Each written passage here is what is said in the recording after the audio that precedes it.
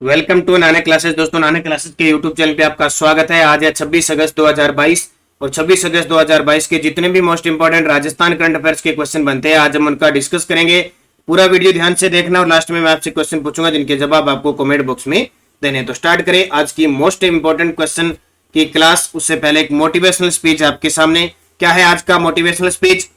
जो लोग अपने लक्ष्य के प्रति खुद को समर्पित करते हैं, जो लोग अपने लक्ष्य के प्रति खुद को समर्पित करते हैं, सफलता खुद चलकर उनके पास आती है। तो निरंतर अध्ययन करोगे तो सफलता आपको मिलेगी। तो सभी विद्यार्थियों को गुड मॉर्निंग। सबसे पहले कल के क्वेश्चनों को रिवाइज करते हैं।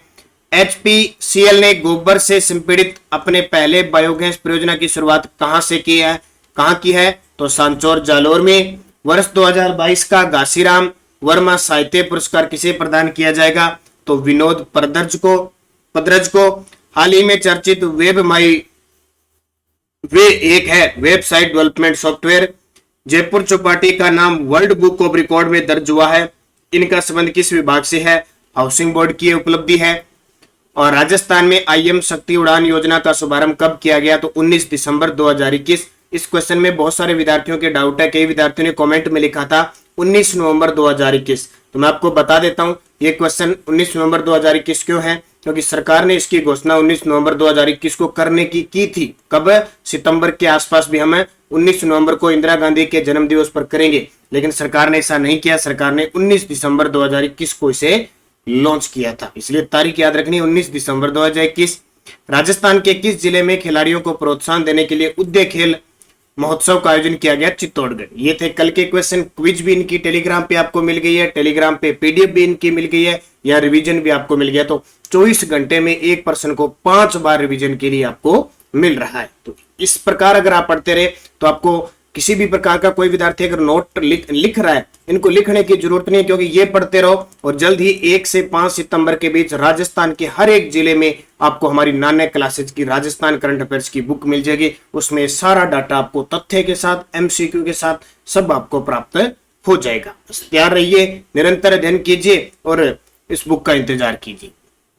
पहला प्रश्न देखिए, राजस्थानी भाषा साहित्य अकादमी युवा पुरस्कार 2022 किसे प्रदान किया जाएगा? जी बिल्कुल, राजस्थानी भाषा का साहित्य अकादमी युवा पुरस्कार 2022 किसे प्रदान किया जाएगा? इसकी घोषणा हुई है हनुमानगढ़ जिले के नोहर तहसील के आशीष पुरोहित को देने की। किसको?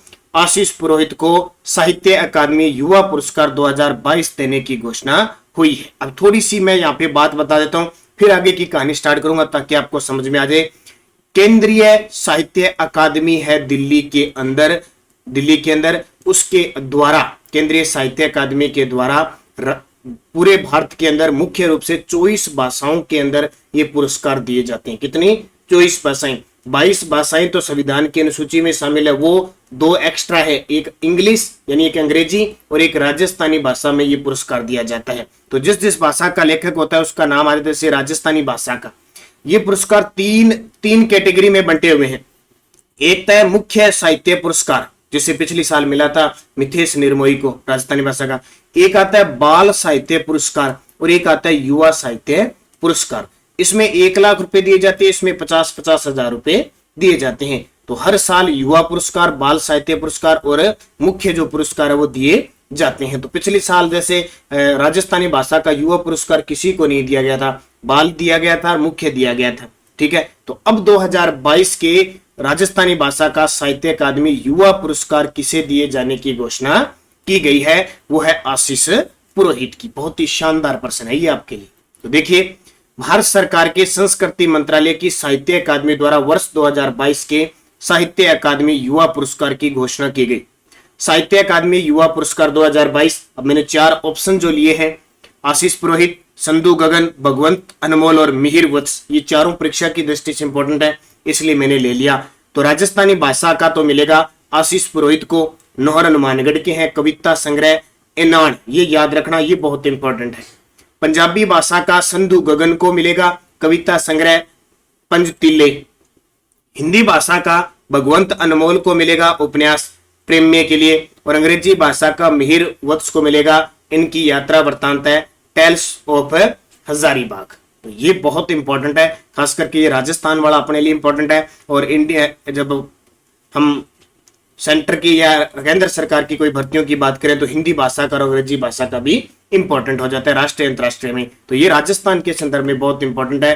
राजस्थानी भाषा का आशीष पुरोहित को हनुमानगढ़ की है कविता संग्रह एनान। तो ये सारी इंपॉर्टेंट बातें आपके लिए। अब बूस्टर डोज देख लीजिए थोड़ी सी। केंद्रीय साहित्य अकादमी दिल्ली है। अपने राजस्थान में साहित्य अकादमी कहां पे है? राजस्थान साहित्य अकादमी उदयपुर। कल परसों ही मैंने चर्चा की थी। क्यों की थी? क्योंकि नए अध्यक्ष बने हैं। अध्यक्ष डॉक्टर दुलाराम सहारण बने हैं, चूरू जिले के हैं।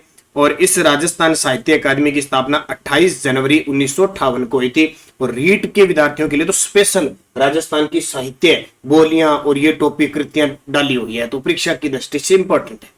राजस्थानी भाषा का पहला जो युवा पुरस्कार मिला था ना, वो 2011 में चूरू के साहित्यकार दुलाराम सहारण को उनकी कहानी संग्रह पीड़ के लिए मिला था। और अब डॉक्टर दुलाराम सहारण है, वो चूरू जिले के हैं। अब इन्हें राजस्थान साहित्य अकादमी का अध्यक्ष भी बना दिया गया। कुछ और साहित्य जो अकादमी है हमारी, उनके अध्यक्ष बनाए, वो मैंने कल आपको बता दी।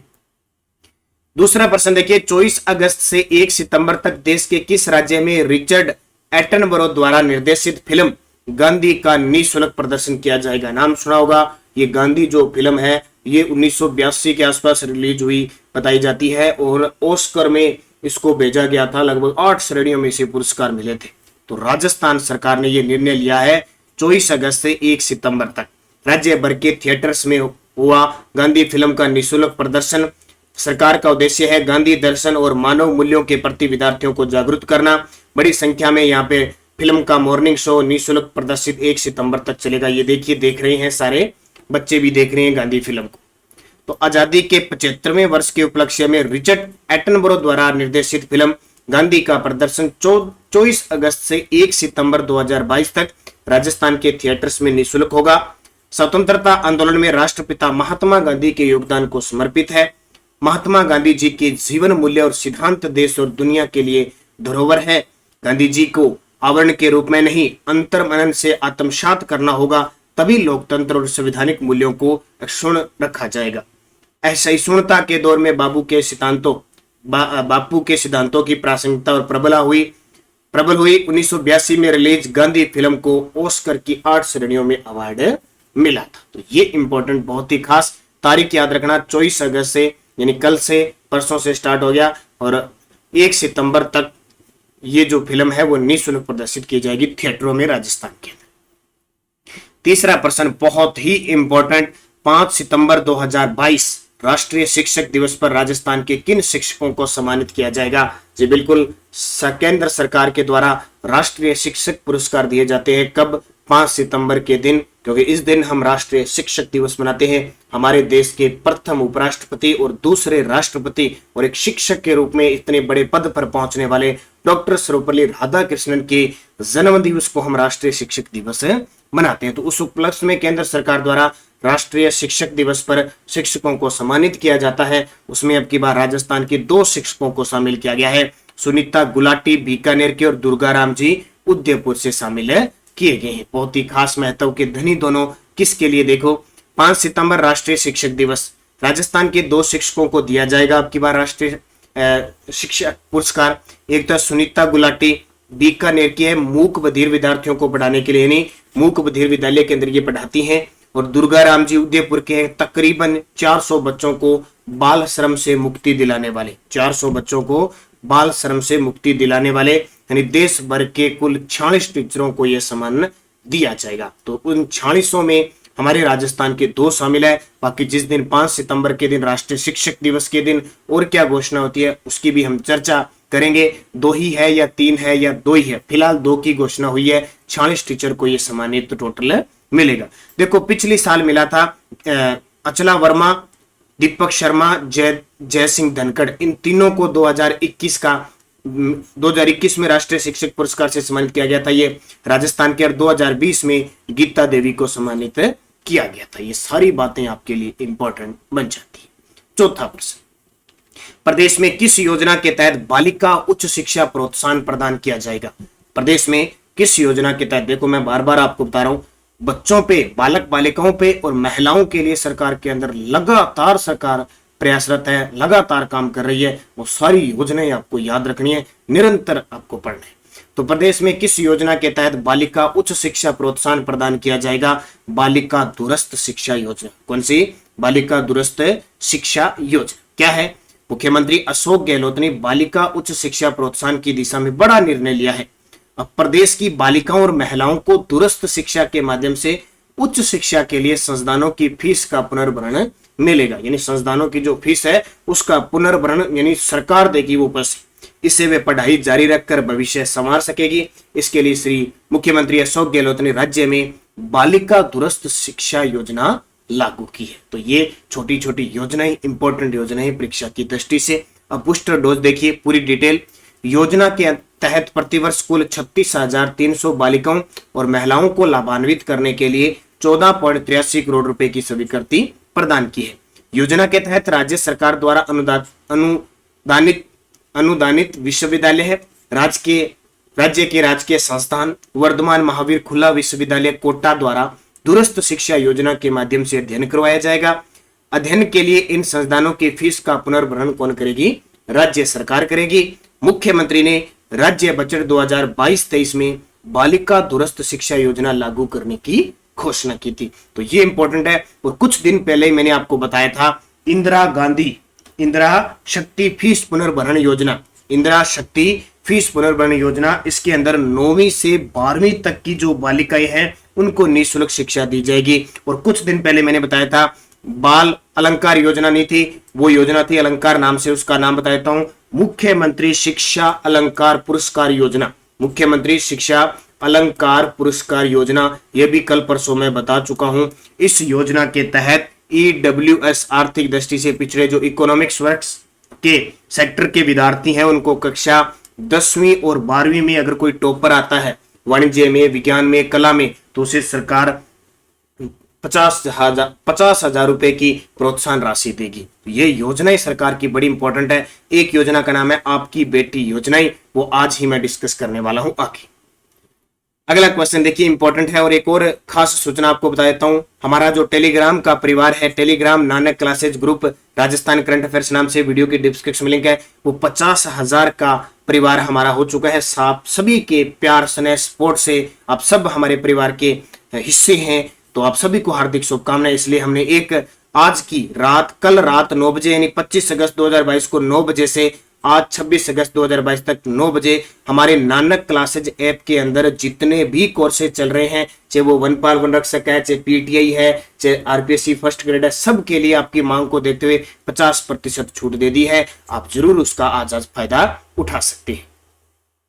अगला देखिए, इसमें बूस्टर डोज और देख लीजिए। इसमें फायदा देखो किसका होगा, जैसे पाठ्यक्रम स्नातक का 16,000 सीटों की संख्या, स्नातकोत्तर में 5300, डिप्लोमा 10,000, PG डिप्लोमा 3,000 और सर्टिफिकेट वाले 2,000। इनको सरकार पुनर्भरण के तहत जो संस्थाएं हैं जहां जहां सीटें हैं वो फीस पुनर्भरण योजना जो है ये योजना के तहत लाभान्वित करेगी। 5 नंबर प्रश्न देखिए, राजस्थान के किन दुर्गों को best destination in India silver outlook travel award 2022 प्राप्त हुआ? बहुत ही इंपॉर्टेंट है राजस्थान के संदर्भ में। राजस्थान के किन दुर्गों को best destination in India silver outlook traveller award 2022 प्राप्त हुआ? तो कुंभलगढ़ और चित्तौड़गढ़ को। यहां तस्वीर देख सकते हो, विनर कुंभलगढ़ एंड चित्तौड़गढ़ दुर्ग राजस्थान के, जिन्हें best destination in India silver outlook traveller award 2022 से सम्मानित किया गया। तो इतना ही याद रखना है आपको, कुंभलगढ़ और चित्तौड़गढ़। कुंभलगढ़ के बारे में राजसमंद जिले के अंदर है। कितनी की बात करें, ज्यादा जीके की हम चर्चा नहीं करेंगे क्योंकि यहाँ करंट की बात करेंगे। राजसमंद जिले में है। अबुल फजल ने इसके बारे में कहा था कि अबुल फजल ने इसके बारे में कहा था कि ये नीचे से ऊपर की ओर देखने पर सर पर रखी हुई पगड़ी गिर जाती है। इसी के अंदर कटारगढ़ दुर्ग है, जिस पर कटारगढ़ दुर्ग में को मेवाड़ की आंख कहते हैं। कुंभा की हत्या उद्दा ने इसमें की थी। कुंभलगढ़ को मेवाड़ राजाओं की शरण स्थली कहा जाता है। तो ये बहुत इंपॉर्टेंट है। चित्तौड़गढ़ तो चित्तौड़गढ़, बाकी सब बढ़िया। राजस्थान का सबसे बड़ा लिविंग फोर्ट है। राजस्थान का आवासीय जैसे दुर्ग है, गंभीरी बेड़च नदी के किनारे है, मेसा के पठार पे है, ये जरगा के पहाड़ पे है। शाम को 9 बजे की क्लास में हम सारा कुछ पढ़ते हैं, दिक्कत नहीं, आपको बताने की जरूरत नहीं है। आप सब लगातार मेरे साथ जुड़े हुए हो सारी चीजें। अगला देखिए, प्रदेश के राजकीय विद्यालयों में कक्षा 1 से 12 में धनरत अभावग्रस्त बालिकाओं को किस योजना के तहत शिक्षा दी जाएगी। देखो बार बार इस प्रकार के क्वेश्चन आ रहे हैं। 1 से 12 तक अध्ययनरत अभावग्रस्त जो बालिकाएं हैं उनको किस योजना के तहत शिक्षा दी जाएगी, आपकी बेटी योजना। तो देखिए कक्षा 1 से 12 तक अध्ययनरत उन बीपीएल परिवार की छात्राओं के लिए जिनके माता पिता दोनों अथवा एक का निधन हो गया हो। देखो जिनके माता पिता या माता या पिता में से एक का निधन हो गया हो, बीपीएल परिवार की छात्राएं हैं, कक्षा 1 से 12वीं तक अध्ययनरत है। योजना के तहत 55,832 बालिकाओं को 11.09 करोड़ रुपए की प्रोत्साहन राशि प्रदान की जाएगी। योजना कौन सी, आपकी बेटी योजना। एक मैंने अलंकार योजना, मुख्यमंत्री शिक्षा अलंकार पुरस्कार योजना बता दी, एक आपको इंदिरा शक्ति फीस पुनर्भरण योजना बता दी, एक आपको बालिका दूरस्थ शिक्षा योजना बता दी। सारी अच्छे तरीके से पढ़ लेना, अच्छे तरीके से इनको ज्यादा आपको लिखने की जरूरत नहीं। हमारी बाजार में मैंने कह दिया बुक आ जाएगी, उसमें सब ये डाटा आपको मिलेगा। 7 नंबर प्रश्न देखिए, 20वीं राज्य निशानेबाजी चैंपियनशिप में मानिनी कौशिक ने कौन सा पदक जीता है। आपके सामने ये रही मानिनी कौशिक, 20वीं राज्य निशानेबाजी चैंपियनशिप जयपुर के अंदर आयोजित हुई, इसमें इन्होंने स्वर्ण पदक जीते। तो देखिए 20वीं राजस्थान राज्य राइफल पिस्टल चैंपियनशिप 2022 जयपुर के जगतपुरा शूटिंग रेंज में आयोजित हुई। मानिनी कौशिक ने व्यक्तिगत स्पर्धाओं में 2 गोल्ड मेडल जीते। इन्होंने 50 मीटर राइफल प्रोन महिला स्पर्धा और 50 मीटर राइफल 3 पोजीशन में गोल्ड जीते। तो आज खेल का भी प्रश्न हो गया और 3-4 योजना भी आपको मिल गई। पीडीएफ हमारे टेलीग्राम पे मिल रही है, क्विज मिल रही है, कोई भी सूचना है हमारे नानक क्लासेज आपको टेलीग्राम पे वीडियो के डिस्क्रिप्शन में लिंक है, आप जरूर ज्वाइन कीजिए, हिस्सा बनिए इसका। और जो विद्यार्थी राष्ट्रीय अंतरराष्ट्रीय करंट अफेयर्स देखना चाहता है तो इसकी भी हमारी एक खुद की नानक क्लासेज की एक शाखा है प्रताप क्लासेज, उस पर रोज आपको वो राष्ट्रीय अंतरराष्ट्रीय करंट अफेयर्स प्राप्त होता है, तो उसे सारे विद्यार्थी ज्वाइन कीजिए। पिछले वीडियो का क्वेश्चन था 29 अगस्त से शुरू हुए राजीव गांधी ग्रामीण ओलंपिक का शुभंकर क्या था। सभी विद्यार्थियों का सही जवाब शेरू था। ये पेरी किसका था, ये पेरी राष्ट्रमंडल खेल हुए बर्मिंघम में 2022 उसका था। और मिराई तोवार सोमाइटी किसका, ये जो पिछले साल टोक्यो ओलंपिक हुआ था उसके शुभंकर थे। तो बहुत सारे विद्यार्थियों ने बढ़ चढ़कर शानदार तरीके से जवाब दिए, उन सभी को हार्दिक शुभकामनाएं। मैं एक विश्वास दिलाता हूं अगर मेरे साथ आप निरंतर इस प्रकार जुड़े रहे आपको सफलता मिलेगी। क्वेश्चन फॉर यू जिसका जवाब आपको कमेंट बॉक्स में देना है। राजस्थान में आईएम शक्ति उड़ान योजना का शुभारंभ कब किया गया, बहुत इंपॉर्टेंट है। 20 अगस्त 2021, 19 दिसंबर 2021, 1 दिसंबर 2021, 1 अगस्त 2021। सही जवाब आपको कमेंट बॉक्स में देना है। यस्टरडे डोज क्या थी, जनगणना 2011 राजस्थान में सर्वाधिक लिंगानुपात वाला जिला पूछा था। चलो मैंने यहां लिख दिया, ये राजस्थान का लिंगानुपात है 928 और सबसे ज्यादा लिंगानुपात है डूंगरपुर का, कितना 994 लिंगानुपात है सबसे ज्यादा। इंदिरा गांधी नहर किस बांध से निकाली गई है, हरिके बैराज से। सतलज और ब्यास के संगम पर यह बांध बना हुआ है। हुड्डा सम्मेलन कब आयोजित हुआ, 17 जुलाई 1734 को। मराठाओं के विरुद्ध हुआ था लेकिन यह असफल रहा था। हुड्डा भीलवाड़ा में है। ऊब छठ कब मनाई जाती है, कल परसों गई है, भाद्रपद कृष्ण छठ को ऊब छठ बनाई जाती है। और अकबर ने तीर्थ यात्रा व जजिया कर कब हटाया, तो 1563 में तीर्थ यात्रा और 1564 में जजिया कर हटाया था। 5 क्वेश्चन आपके लिए इंपॉर्टेंट बन गए। सभी विद्यार्थियों का सही जिसने भी जवाब दिए उनको धन्यवाद। अब नेक्स्ट डोज, विराट सभ्यता के खोजकर्ता कौन थे। सिंबुदड़ा ग्रंथ का संबंध किस संत से है। बीकानेर किस कृषि जलवायु खंड के अंदर आता है। प्रदेश में कपास अनुसंधान केंद्र कहां स्थित है। और किस मुगल बादशाह के काल को चित्रकला का स्वर्ण काल कहते हैं। 5 के जवाब आपको कमेंट बॉक्स में देने। जाते जाते वीडियो को लाइक और शेयर कर देना। और शाम आज 7 बजे जिस विद्यार्थी ने हमारे इस नानक क्लासेज ऐप पे राजस्थान जीके का टेस्ट ले रखा है उस पे आज फिर कृषि का टॉपिक होगा। 9 बजे कृषि के टॉपिक से ही क्वेश्चन, वो 50 क्वेश्चन वहां मिलेंगे। तो निरंतर अध्ययन करें, अच्छे तरीके से पढ़ें, सफलता आपको एक दिन जरूर मिलने वाली है। धन्यवाद। जय हिंद, जय भारत।